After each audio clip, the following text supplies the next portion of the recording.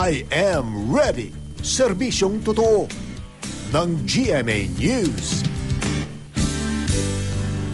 Alamin na po natin kung magiging maulan pa rin ba o gaganda na ang panahon ngayong Lunes at sa darating na mga araw. Mula sa ating resident meteorologist na si Ginoong Nathaniel Cruz. Mang Dani.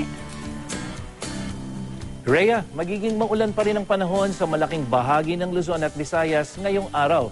Kahit kasi wala ng bagyo sa Philippine Area of Responsibility, ay patuloy pa rin nakakaapekto ang hanging habagat lalong-lalo na dito sa Luzon. Pinalalakas din kasi ito ng isang bagyo na nasa labas ng Philippine Area of Responsibility at ito ay nasa bandang hilaga ng Luzon. Pero ang magandang balita naman po na nakalap natin sa datos ng Weather Central ay hindi na po inaasahang papasok sa Philippine Area of Responsibility itong bagyong ito na may international name na Haikui.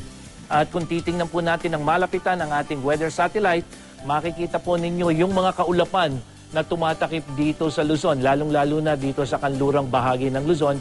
Yan po ang dahilan ng mga nararanasan nating pabugsong pagulan, lalo na dito sa Metro Manila at sa mga karatig lugar, kagaya na lamang nitong Zambales, Bataan, hanggang dito po sa may south itong Cavite at Batangas.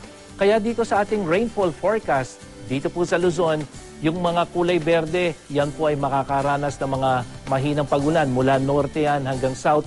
Pero meron po tayong nakikitang mga kulay dilaw at kulay pula.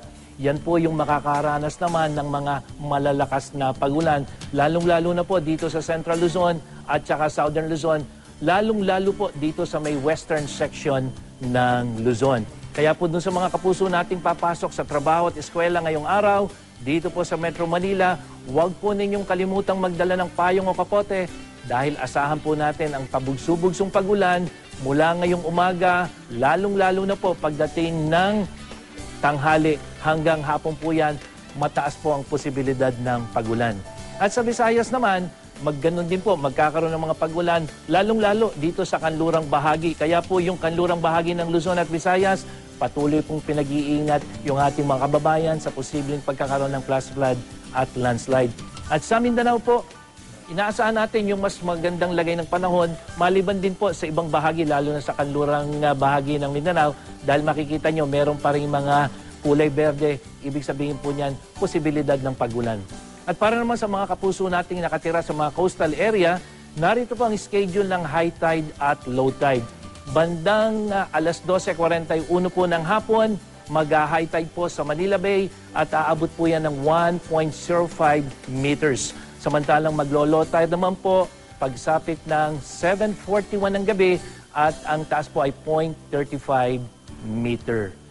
Apektado po ng high tide ang ilang bahagi ng Caloocan, Malabon, Navotas at Valenzuela. Gayon din po ang ilang coastal towns sa Bulacan, Cavite at Batangas. Kaya inaabisuhan na rin po natin yung ating mga kababayan nakatira sa mga nabanggit na lugar na maganda po sa posibleng pagbaha. At para iwas disgrasya, pinapayuhan din po natin yung mga kababayan nating mangingisda at babiyahe sakay ng barko na iwasan mo po ng maglayag dito sa karagatan, lalong-lalo na po sa western seaboard ng Luzon hanggang dito po sa eastern seaboard ng Luzon dahil mataas pa rin po ang alon kahit po wala pong bagyo sa ating PAR. At punta naman tayo sa ating dam update. Naka-red alert pa rin po ang Lamesa Dam.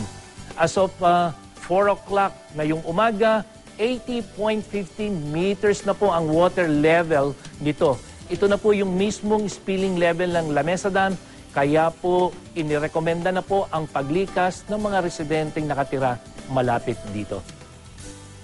Ano man ang panahon, magplano, magsiguro, makibalita sa GMA Weather. Ako po si Nathaniel Cruz para sa I Am Ready, serbisyong totoo ng GMA News. Mang Tani, bakit po ganito katagal ang pagulang nararanasan sa malaking bahagi ng Luzon, kabilang na nga ang Metro Manila? Normal pa ho ba ito kung wala naman tayong bagyo at sinasabi nga hanging habagat lamang ito? Ito ba yung tinatawag na siyam-siyam na, Mang Tani? Yes, Rhea. Kung matatandaan mo, nagsimula yung mga pagulan dito, hindi lang sa Metro Manila, kundi sa ibang bahagi pa ng bansa, noong Sabado, na kung saan dumaan yung bagyong Hener dito sa atin. At pagkatapos kasi ni Hener na pinalakas yung hanging habagat, sinundan naman ito ng bagyong si Haikui na kung saan nasa labas siya ng PAR.